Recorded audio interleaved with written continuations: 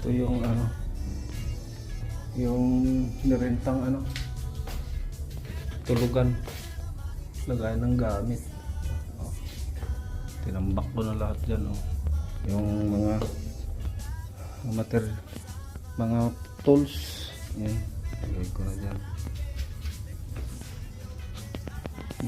Dalin dun sa construction ulit pag ano,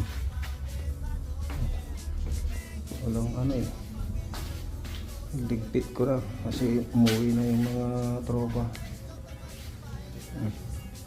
Ayan.